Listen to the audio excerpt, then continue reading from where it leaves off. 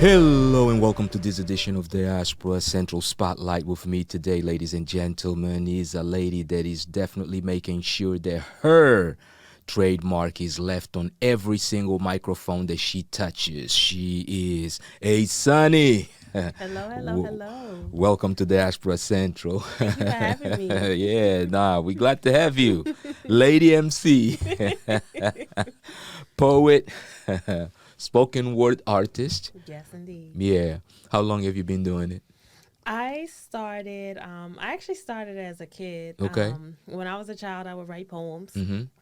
I didn't really have any kind of musical inclination until Okay. I kind of got a little older. I started playing instruments and then got really into hip-hop. Got you. Because I had a lot of uncles and aunts that were pretty young. Yeah. So when I was a kid, they were still in like high school. Okay. And I was, really influenced by what they had going on. So I just kind of merged everything together. And then by Wow. the time I was in high school, I was a female Okay. MC. Okay. So basically, the family kind of inspired you. Yeah. You come from a big family. Yes. Yeah. Now, where are you originally from?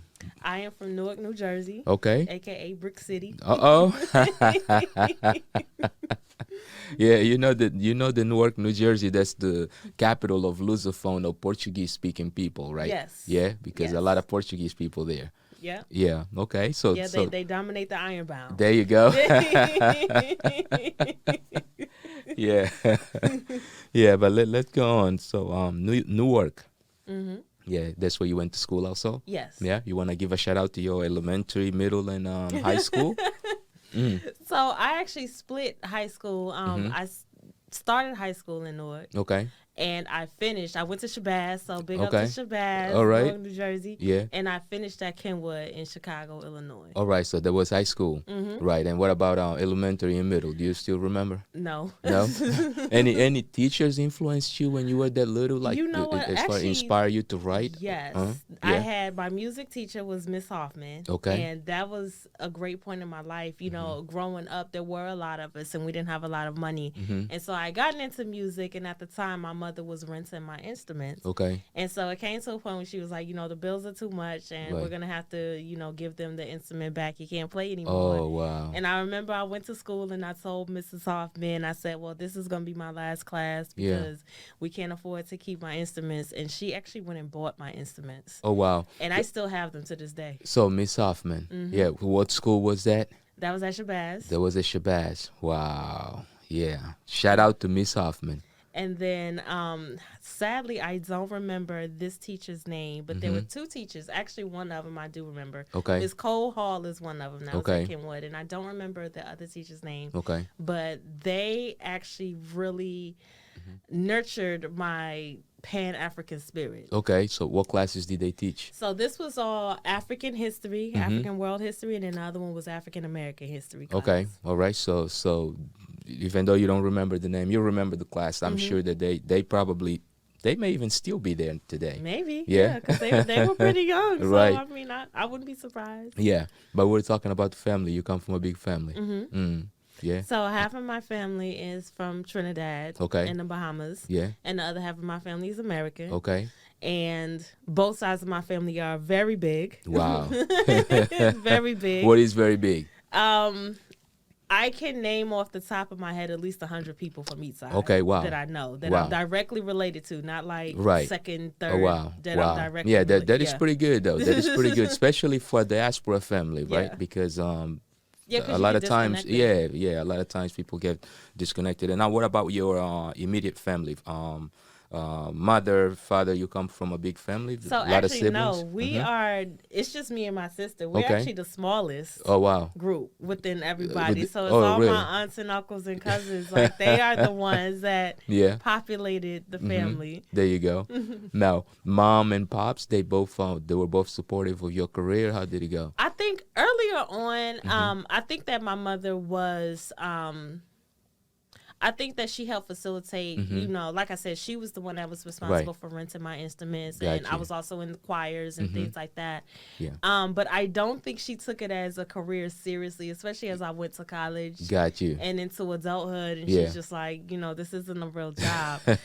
My father was always Right. supportive Yeah. of my career. Like, Yeah. he was 100% There you supportive go. of everything I ever did. Yeah. So My father was my biggest fan. There you Like when go. I first started getting published in magazines and having interviews, and I started a business that Right. was like a complete failure. Yeah.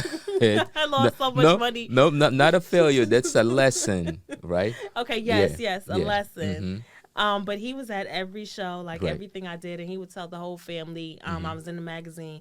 He bought so many copies and just Right. sent them to everybody. There so. you go. Yeah, he was proud. Yeah. He was proud because it's a good thing. It's a good move. He knows that you bold enough to go, yeah. to take that leap of faith, right?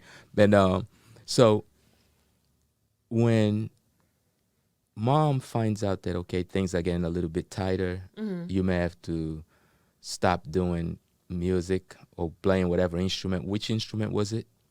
Initially, it was the violin. There was the violin. So you are a trained violin. Wow. I played the violin, the upright bass, Okay. and the piano. You play the upright bass too? Yeah. The Tall one. Yeah.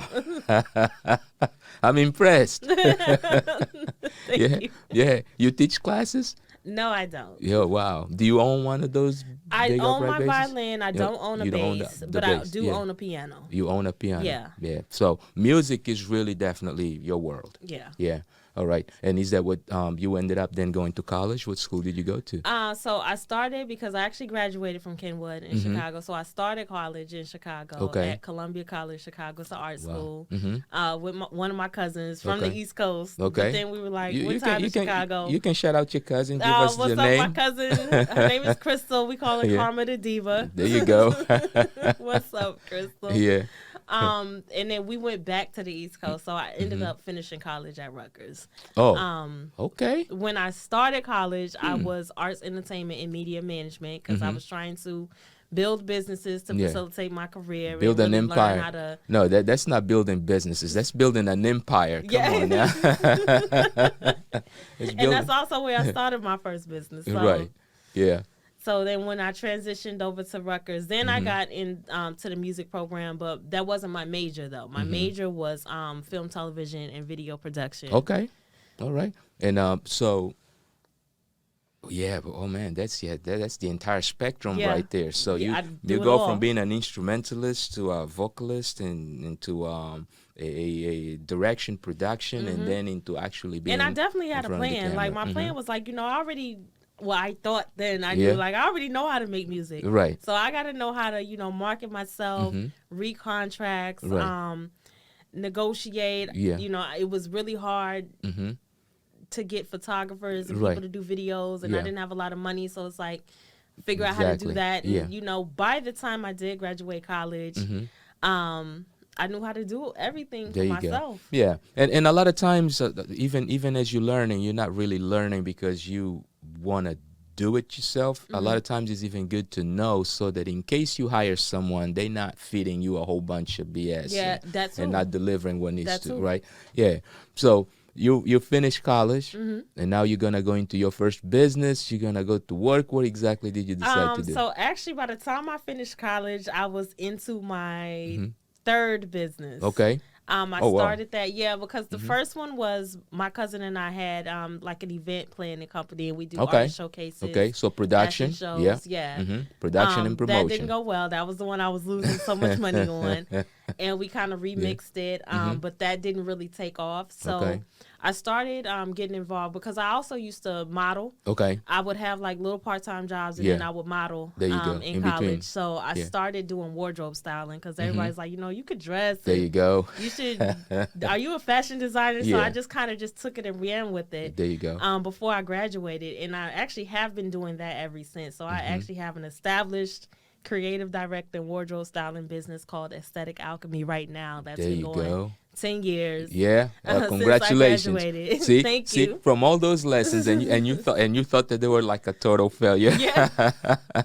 So I have been doing that, and that's Yeah. the one I came out of college doing. And in the mix of everything else, I've had other business ventures. Right. Some that I've tried to start that haven't really gone far. Some that I haven't really fully developed yet. Right. But the music has definitely always been the consistent. Definitely. But that fashion though, it's lasted you about it's still 10 years and going. Yep. Yeah. So let's go ahead and take our first break and take a look at some of the images of your fashion business and make sure that so that people can see exactly what is it that Eisani's got to offer. And what's the name of the company again? Aesthetic Alchemy, and that's alchemy with a K. All right, it's Static Alchemy, and that is alchemy with the K. We'll be right back. On your market, set ready for the prize. Dreaming from the corner store, fantasize about being more. Gotta believe in me, all the things I see in me. Elders planted seeds in me, rose growing from the concrete. From jungle gym to state penance, raps that I've been hustling. All the while I'm struggling, stacks I'm trying to double them. Beat breaks and heartaches, for Christ's sake I need cake. These stakes they be high like daylight, I need mine. Came up from high rise, but can't shake the street life. And we are back. For those of you that just joined us, you now tuned into Diaspora Central Spotlight, and my guest today is Eisani. Yes, the lady from the fashion company. What's the name of it? Aesthetic Alchemy. Aesthetic Alchemy. I know what it is. I just wanted you to say it. Yeah. So, Eisani, 10 years on this fashion business. And at that point, you have already tried a couple of other things, music production and everything else, but yet you don't lose your desire to still do music. Yeah. So what keeps you going in music? So what keeps me going in music, I kind of got an idea early on that I was just going to be a different type of artist. Okay. I really didn't see myself fitting into the mold of what was being presented mainstream wise. Got you.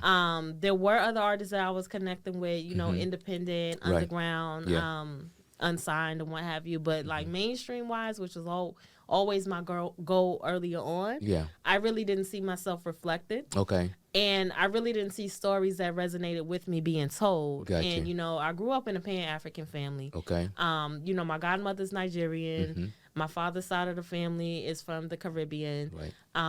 My mother's side of the family is African American. So I grew up with just a lot of Pan-African influence around me, as well as, you know, just a lot of, you know, diasporic religious traditions around me. And so none of that was being replicated in mainstream media. And, you know, I have a lot of those themes in my music, as well as just, you know, just the struggles of, you know, coming into my own womanhood and just life lessons and things that I've been through. Right. And I always felt the need, even when I was just ready to quit, like I need to write, because if I'm feeling like I don't have anything to relate to, then there has to be others that feel this way too. Right. And as I've gotten older, like the voices have gotten louder, like, you know, why are the female rappers like this?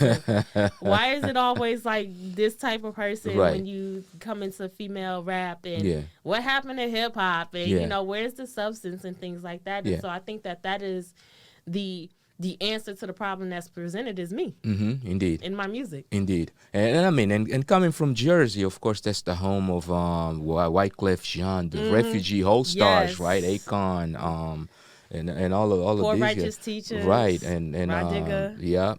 Radiga, Naughty by Nature. Queen Latifah. Queen Latifah, right. Man. So, so you've kind of pretty well surrounded of a lot and of mainstreams that were also pushing their own lane, right, for their own right. But you mentioned that you were kind of looking and connecting to some artists underground. Are there any names that to you that were like definitely those names that you were like, you know what, I kind of dig this direction and I kind of want to go this way, and maybe even today they may not be as as prominent. Prominent. So I remember, Lady Luck is from New Jersey, and she had started doing real well battle rap wise, and I think she was signed into Def Jam at the time when I was coming into high school. So definitely lyrically, her, Radiga, Remy Ma, and Lauryn Hill were like my foundation. But Nas was always my favorite rapper. But definitely them, because that's Jersey. Right. You know? Who else? Jean Grey, very lyrical. So I was very inspired by her. Bahamadia, Heather B. Oh, okay. You know, Yeah. So now that starts to explain like why you kind of rolling on that neo soul slash spoken word. Oh yeah, definitely. Yeah. You know, the roots was really coming into that's so a lot when I was in high soul. school. Right. And these guys are right south of you because they coming they're from in Philly, right? Yep. Yeah, they coming from most Philly. definitely Talib Kweli. Yeah. Yeah. Yeah. Oh, really, yeah. everybody that was on you like Records. into real like lyricists right there. Yeah. Yeah, you into real lyricists. Yeah. So eventually, you get this business going. Mm-hmm. Pops is like proud. He's like, oh yeah, you got something going on. Mm-hmm. What brings you now back into music? Oh wow! So the journey of coming back into music. So it's actually interesting that you introduced it like that with my father because it was actually my father's passing that. Oh, wow. So basically what happened is I came out with my mixtape. Okay. And my dad had gotten really sick. He used to be a professional athlete, but then he started getting really sick. Right. And ultimately he passed away. And I came out with the mixtape, and that's when he was buying all the magazines because it was it was a really big deal on the streets of New Jersey when I came out with that mixtape. I was working with a lot of people. Yeah. And I was everywhere. You were in. Just everywhere. You were it. Yeah. In the hood. Music videos out. Yeah, in the neighborhood, they knew who you were. Yeah. Right. The city knew you. Yeah. That's the first time when you go out and people recognize you, be like, oh, yeah, that's her from. Exactly. Because I'll be in downtown Newark and people will recognize me. Right. So that was the first time in my life that was really happening. And the mixtape came out. I had a magazine cover. I had some music videos professionally produced come out. So it was everywhere. Do you remember the songs? Yeah, Supreme is the name of the music video. You can still find it on YouTube. Got you. Class, CLASS as an acronym is still up. Yeah, so they're check them out. That's Throwback There Me. You go.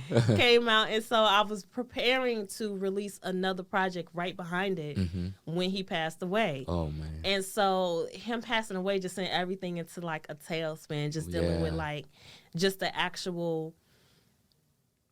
Dealing with the funeral and just all the arrangements and then it's always family, something that happens and goes on when somebody passes away. So dealing with a lot of that. Yeah.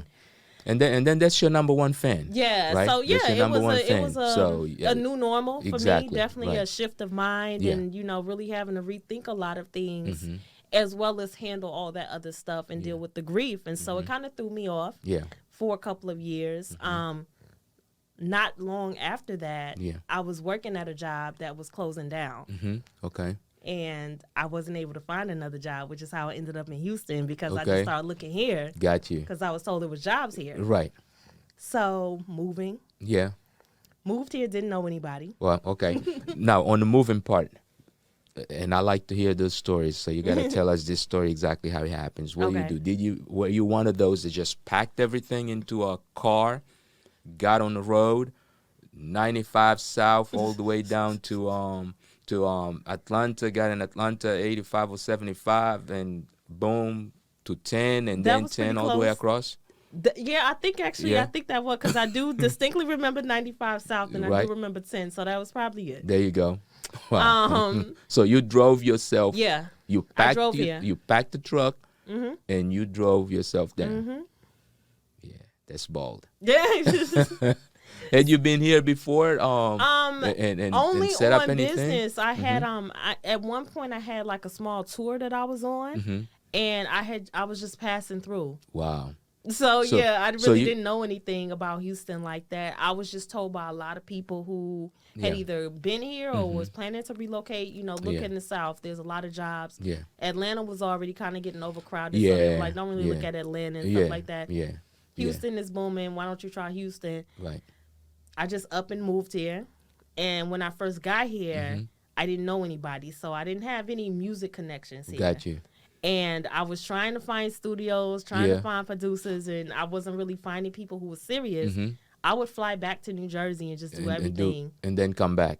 I think a lot of us do that initially. But one question though, how did you even figure out where you were going to live? Like, okay, this is the neighborhood where I'm gonna settle. I just pretty much did everything online. Wow. Yeah. Because when I first came, I was just looking at apartments. Yeah. So You got in, boom, let me look for an apartment, boom. So I looked for an apartment before I got here. Got you. And then drove myself, unpacked and everything, and just slowly but surely. What part of town did you go to when you first got in? When I first got here, I was off of Westheimer. Near Highway 6. Okay, so that's down. So that's southwest. Okay, so it was an apartment complex in that area. Yeah, so that's southwest. I don't remember the name. No, it's all good. No, that's southwest. No, but that is good though, and the reason why I kind of wanted this story is because a lot of times people don't really realize and don't get to put into context everything that is happening when you make that decision to move, right? Yeah. They don't realize that, oh man, you making a big major decision. You live in this environment that you know, where you know who to call, who to talk to, where to go to get anything done, into this brand new place where there's nothing to be done.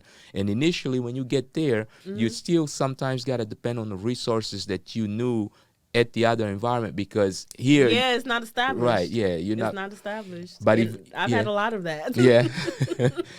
Eventually everything kind of lines up. Everything did kind of align. For the music aspect, I ended up meeting someone who owned a studio here. You can say the name. So his name is Lafayette Taylor. He used to own a studio off of I think it's 288. Okay. With a business partner. That studio closed down not long after I went there, which was like when I first moved here. So that was like 2019. Okay. He opened up another studio, One Sound Vibe Studios in the Heights. Okay. And so I started going there once, I remember his whole building process once he got the space and, he no longer had the business partner, whatever. Right. Start going there, ended up meeting a bunch of people, ended up meeting Capital, who is the owner of the label that I'm signed to now. Okay. And ever since then, really, Classic Records is the name of the label. Okay. And ever since then, from late 2019, early 2020, especially once the COVID started, it's just been going up. Got you. So and you found your tribe. Yeah, right. Because a lot of times that's the one thing that a lot of people don't realize, that until you really find your tribe, you just floating out here. You're looking. You're looking. But let's go into another break, and let's go into some more video content of yours, so that our audience can actually take a look at some of your either music or some of your performances, or maybe a music video or something, right? I got all of that. There you go. Yeah, let's go into a quick break, and we'll be right back. A lot of people want to know what you got to do to win in life. The truth of the matter is, it starts with your determination, your heart. Next is your smarts. Then the one thing you gotta do is move with wisdom. Then you get that power to win. It's all about winning in the end. Haters only win if you fool enough to let them. I make them think they got me, and that's when I get them. Sweetheart with the street smarts. I live the life, just don't speak the part. No, I don't chitter chatter when it really matters. Cause bosses moving silent. So and we are back. If you just joined us, you're now tuned into the Diaspora Central Spotlight. And my guest today is Eisani, yes, the lyricist, the penning woman with a penmanship and a delivery skill that can scare anyone who's trying to taunt a fake MC. I love it. Right. No, because real knows real. Man, you're definitely real. Thank you. And the craft, right? That's the one thing that a lot of times people don't quite get to understand, is the crafting, the curating of your own art, right? Understanding what you're doing and why you're doing it starts to show with the time that you put in, right? It's like you start to notice that oh wow, I'm getting really good. At what point in your career did you realize that, this is really me? Actually, I think that has been rather recently. Like I've had moments where I've had that thought, but I wasn't really solid. Yeah. Especially when it comes to like my sound and how I want to deliver my lyrics and everything. But with my most recent album, just came out, got us on the record.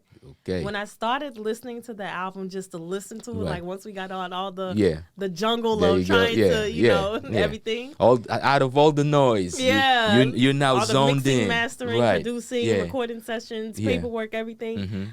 I really took a lot of days of just listening to my album start to finish, and I'm like, I've really arrived at who I am as an artist. Got it. And that's the first time I really felt like that. Yeah. And, for me, everything is about the journey. You know, I know in popular culture, everybody's like, oh, if you haven't made it by 25, you're nothing. Nah. And I don't subscribe to that. That's not true. Yeah.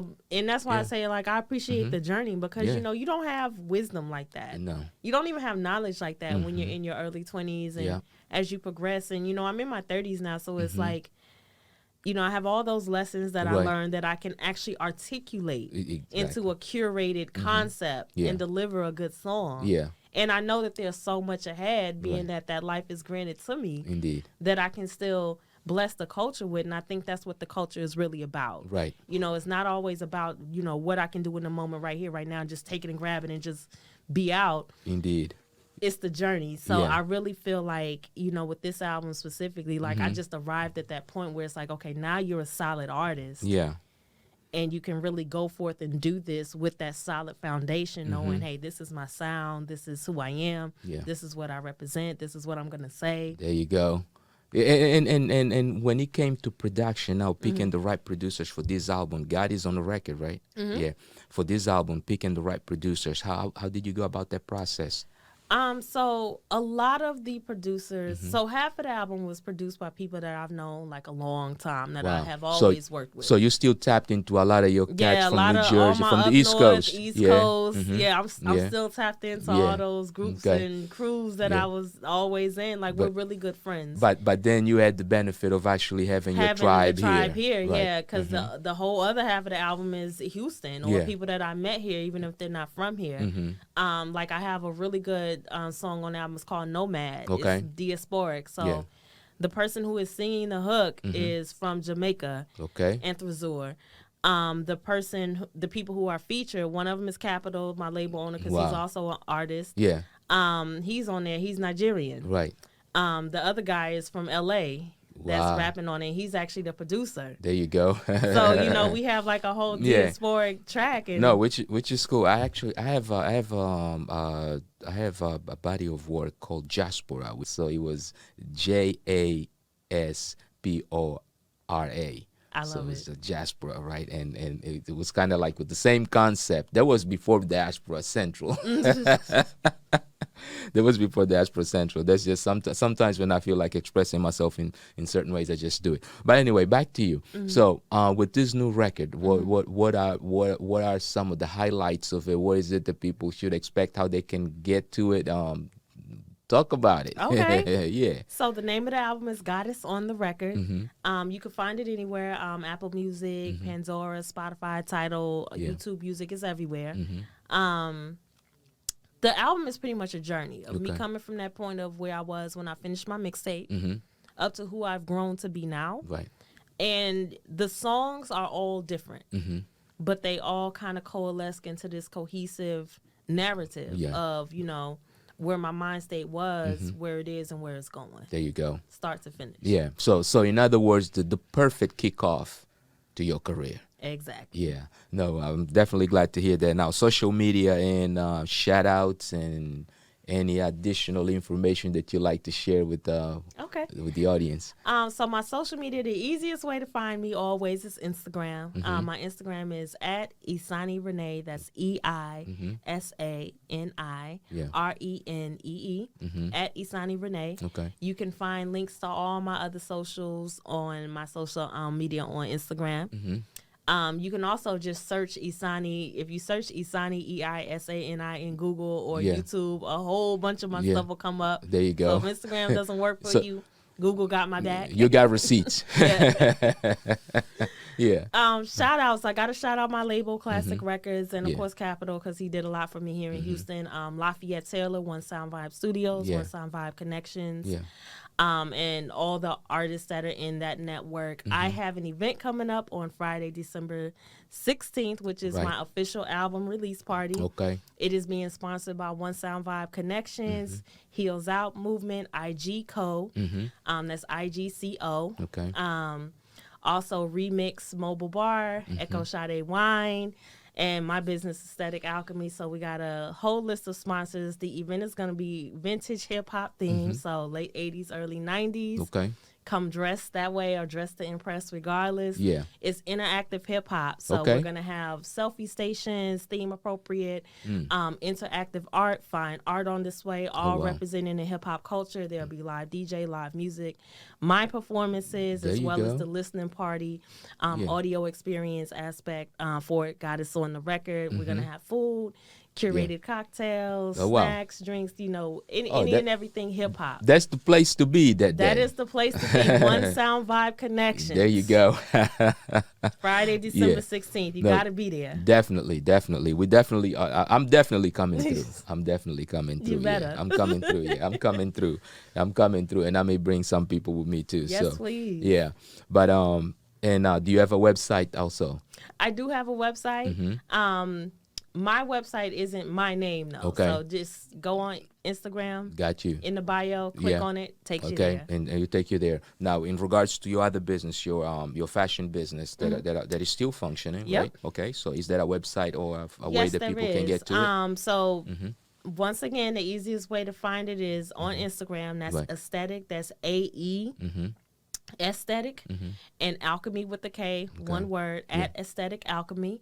You can click on the link in the bio, and that is the website. It takes you right there. I got forms if you're interested. You can ask questions, leave comments, concerns, book consultations. There you go. It has my price list, everything. All right. Now, and just for the record, you do style. Now, So we do creative directing, wardrobe styling, and branding consultations. All right, and there you have it, Yep. ladies and gentlemen, and that is been Eisani Renee right here on Diaspora Central Spotlight. Eisani, thank you for coming through. Thank you for having me. Definitely a pleasure. And for those of you that took these few minutes out of your life to share with us, we appreciate it. And as always, remember, if we don't do it for ourselves, nobody else will. So remember, keep Eisani Renee on your radar That's and pick right. up something about it right about now. Take care. Peace. Open doors with my own muscle bag and cash inside my duffel be smoke. Where's my muscle while I'm winning every tussle? Fly dudes, they wanna cuddle. When you have it all, they love you. Coming close, it's like a huddle. But I always play it cautious. I learned from taking losses. Now I only move with bosses. Keep the haters feeling nauseous. They spit venom, but don't hit me. Mid-words cannot offend me. Michelle, when I roll up, just call me the floater. Just call me the floaters. Just call me the floaters. Just call me the floaters. Just call me the floaters. Just call me the floaters. Just call me the floaters. Just call me the floaters. Just call me the floaters.